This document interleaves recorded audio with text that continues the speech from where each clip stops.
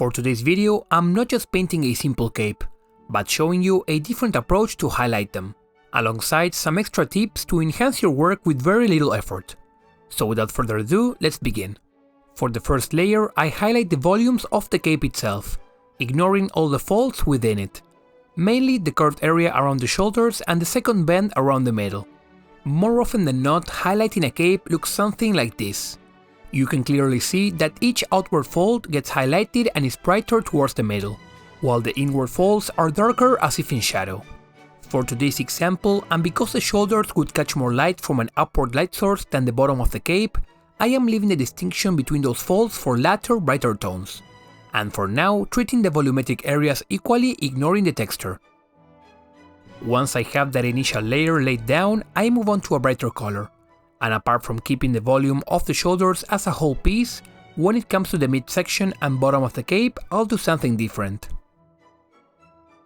Remember how in these two examples the folds of the cape are highlighted towards the center? Well, what if we tried something different, and instead shifted our imaginary light source so that one side of the fold is bright and the other one is dark? I chose the side where the model is looking at, and on it use the side of my brush to paint along the fold from top to bottom.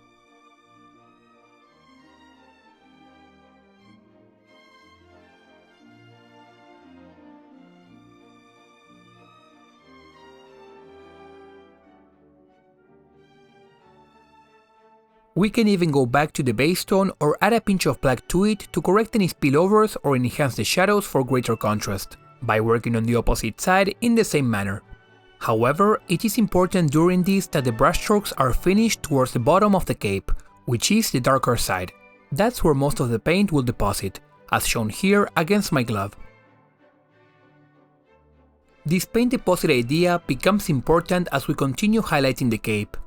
You'll notice that I'm not going for thinner highlights within highlights for this approach, but instead a transition from dark to light alongside the highlighted side of the folds. And to avoid any blobs from interrupting the smoothness of the transition, the brushstroke must finish into the brighter area. I did this in a very inefficient way by pulling up as I finished the brushstroke, but by simply turning the model around we can keep a much more comfortable way of doing it in a single movement.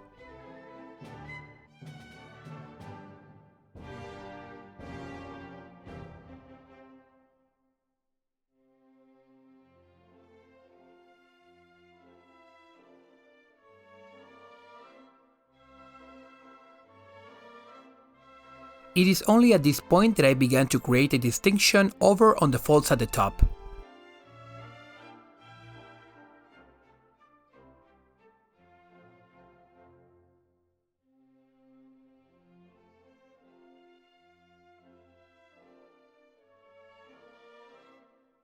In order to better integrate this rich color into the transition, I added a pinch of water to increase the transparency, and followed the highlight a bit further towards the bottom.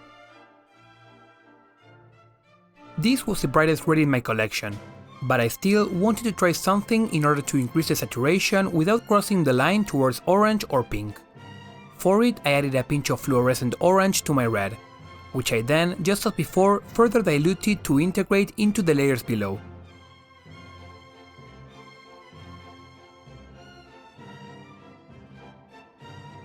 Mixing in fluo paints into already saturated colors is definitely something I'll be exploring more in the future. While I recently got my hands on a couple colors for some fun OSL effects, incorporating them to brushed on layering in order to push the barriers of saturation is something I completely overlooked, and I'll definitely look forward to keep on experimenting with. The final thing I do is something that comes in really handy for white surfaces such as this, an overall glaze of my initial color which pulls everything together. Sometimes our highlights are too bright or our shadows too dark. 2 or 3 layers like these work wonders in bringing cohesion to the model. And talking about cohesion, one last lesson to learn from this model and the use of highly saturated colors is to remember that they may not look the best depending on the setting. Something better understood by looking at the finished product, and how much the cape stands out against the rest of the model, which is more muted. Just something to have in mind next time to aim for a particular style. This model showcases the mistake of 2 tonalities crashing together. With that said, while there are plenty of tutorials on this subject, I hope you got something new out of this one.